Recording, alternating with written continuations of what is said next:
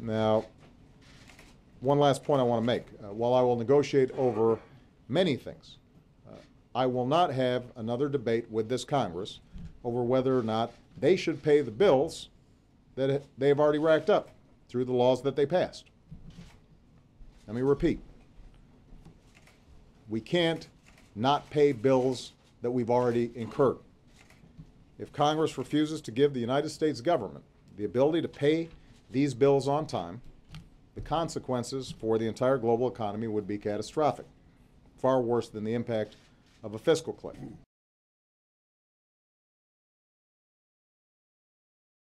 Senator, are you willing to risk default on our debt by taking this debt ceiling battle right to the limit? No, and let me be very clear about this.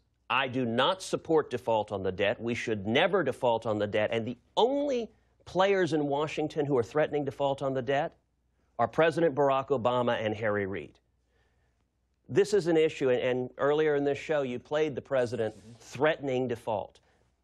In any given month, federal tax revenues are approximately $200 billion a month. Interest on the debt is $30 to $40 billion a month. There is plenty of revenue to service the debt, and any responsible president would have stood at that podium and said, under any circumstances, whatever happens with the debt ceiling, we will always pay our debt. We will never default on the debt. And the reason the president isn't doing that is he's trying to scare people. He is trying to raise this specter of a financial apocalypse. People will remember back in 2011, the last time this course of action was threatened, our entire recovery was put at risk. Consumer confidence plunged, business investment plunged, growth dropped. We can't go down that path again.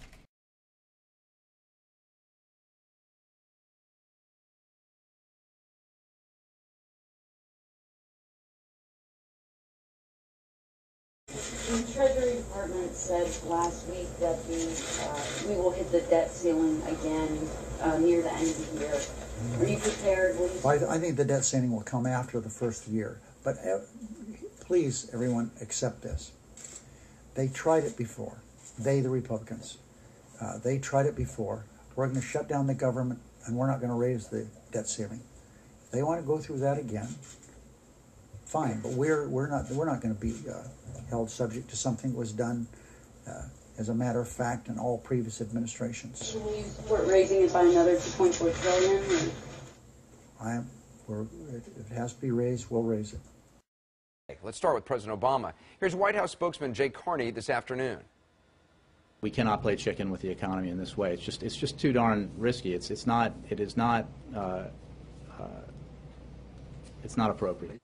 Too risky, not appropriate. Here's Senator Obama on March 16, 2006, explaining why he was voting against raising the debt ceiling then. Washington is shifting the burden of bad choices, he said, today onto the backs of our children and grandchildren. America has a debt problem and a failure of leadership. Americans deserve better, he said. I therefore intend to oppose the effort to increase America's debt limit. So that's 180 degrees opposite from his position now. And here's how spokesman Robert Gibbs explained when the question first came up back in January. This quote from a senator. The fact that we're here today to debate raising America's debt limit is a sign of leadership failure. Leadership means the buck stops here. Instead, Washington is shifting the burden of bad choices today onto the backs of our children and grandchildren. America has a debt problem and a failure of leadership. Americans deserve better. I therefore intend to oppose the effort to increase America's debt limit. I suspect you know who I'm quoting.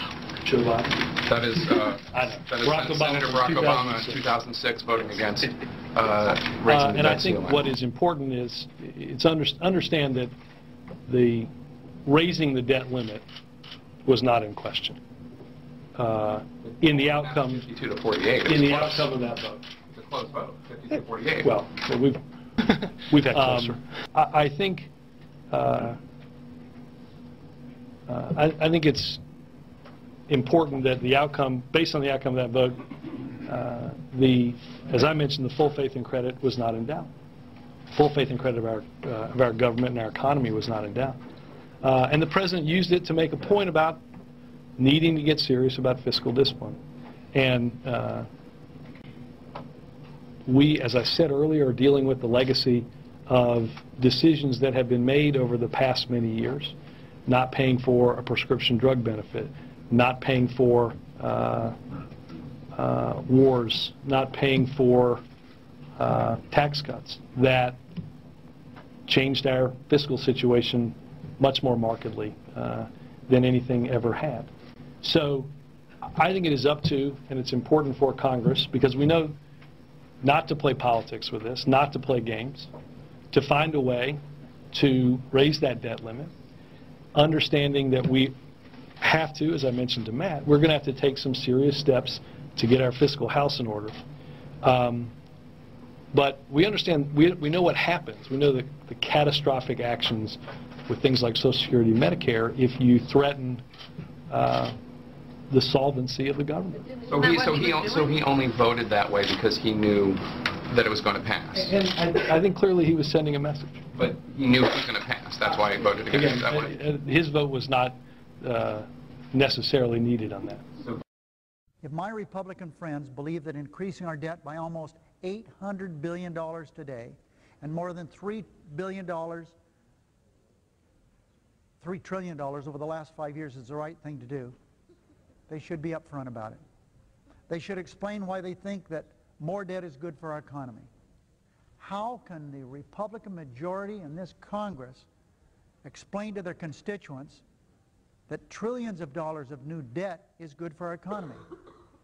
How can they explain that they think it's fair to force our children, our grandchildren, our great-grandchildren to finance this debt through higher taxes? That's what it'll have to be. Why is it right to increase our nation's dependence on foreign creditors? They should explain this. Maybe they can convince the public they're right. I doubt it. Because most Americans know that increasing debt is the last thing we should be doing. After all, I repeat, the baby boomers are about to retire. Under the circumstances, any credible economist would tell you we should be reducing debt, not increasing it. Democrats won't be making arguments to support this legislation, which will weaken our country. Weaken our country. We're being asked to do what shouldn't be asked of us, to increase the debt to almost $9 trillion. I hope everyone walking down to these desks today will understand what they're doing to our country. On this side of the aisle, we know. Thank you, Madam President.